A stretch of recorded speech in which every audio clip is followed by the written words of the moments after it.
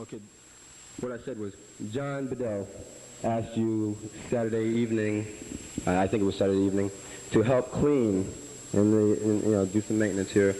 And you went out, got yourself a piece of pie from one of the concession stands, came back and sat down at a table, ate, right while they were working. Instead of giving them a hand, you sat down and ate a piece of pie. Is this what happened? Yeah, I told him I had to take some people home, too.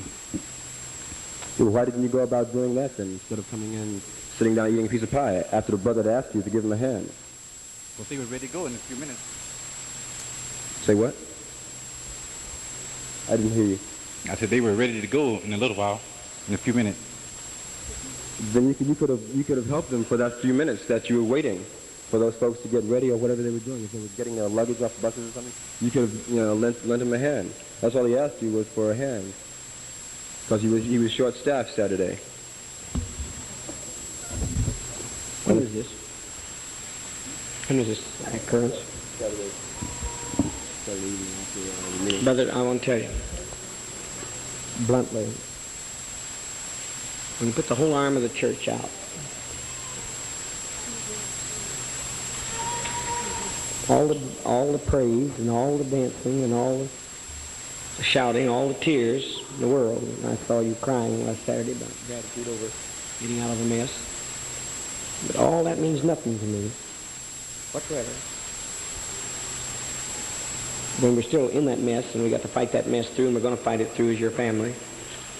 John Bedell's one of my structural people, most important people here to help me with the burden of maintenance.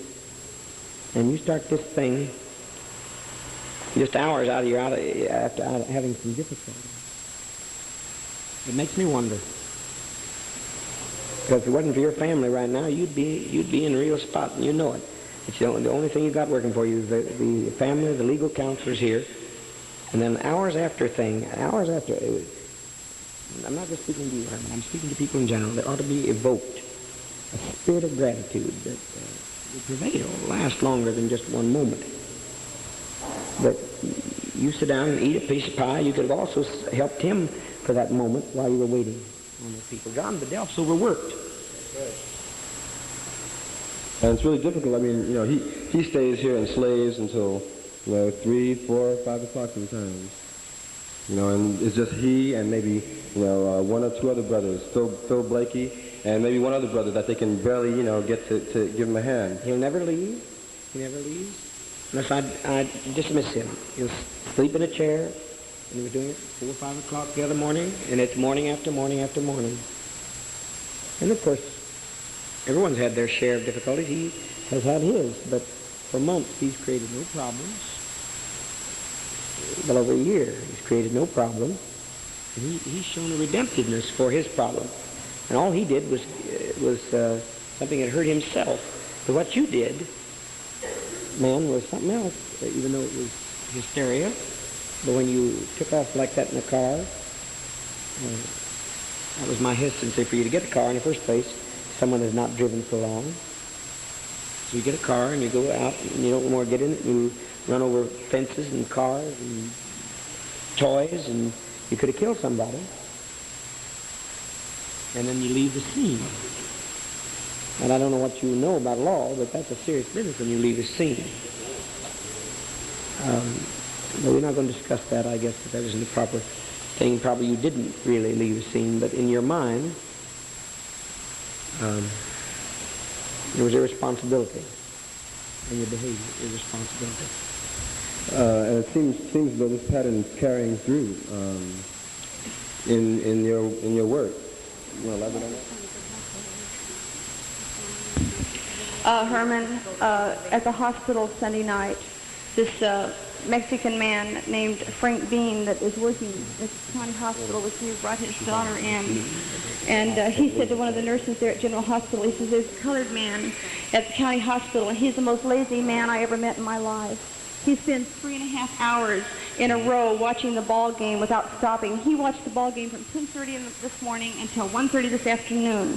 He goes into a back room and he listens to the radio. He never does anything. He spot cleans, he spot sweeps.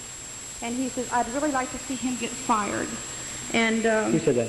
this Frank Bean that is a janitor now at Mendocino County Hospital with Herman. He said that Herman watches TV for 3 hours of the ball game without stopping. Do you watch the ball game? On my lunch hour.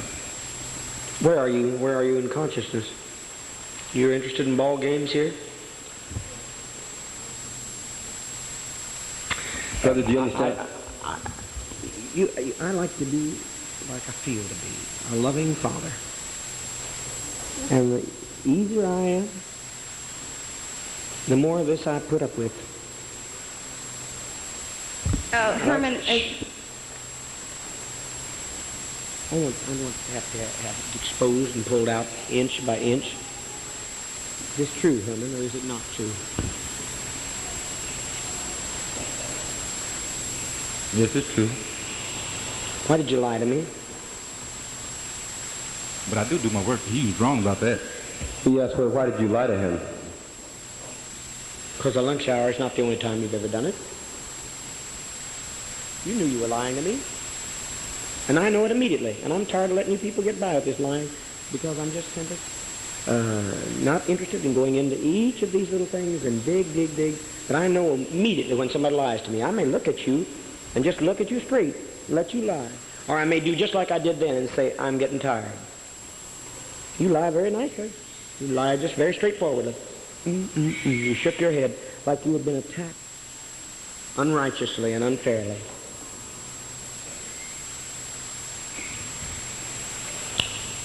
Right.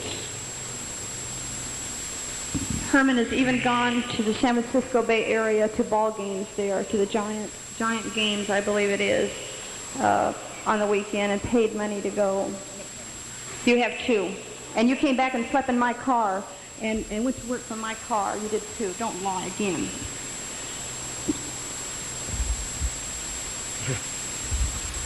Herman, have you paid money to go to see the Giants play? Yes, but I never went on no... God, no. It doesn't matter whether you went on the weekend or any other time. Did you go? That is the important thing. You're skirting around the issue again. If you smoke a cigarette, it doesn't matter what road you smoked it on. Oh, but this is unnecessary. You don't have to teach Herman ethics. Or if you do, we've certainly been wasting our time. You know,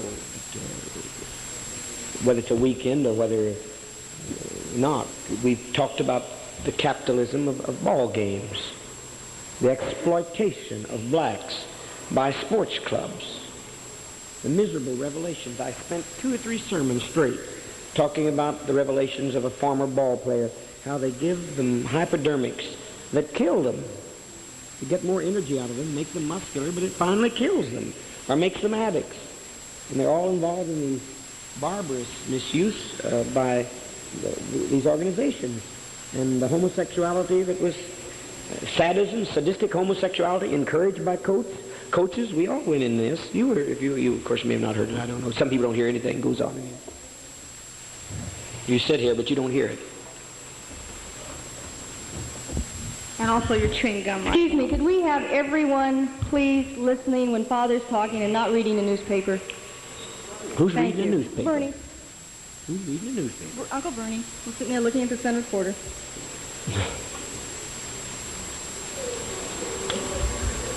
Now, you see, you don't like discipline.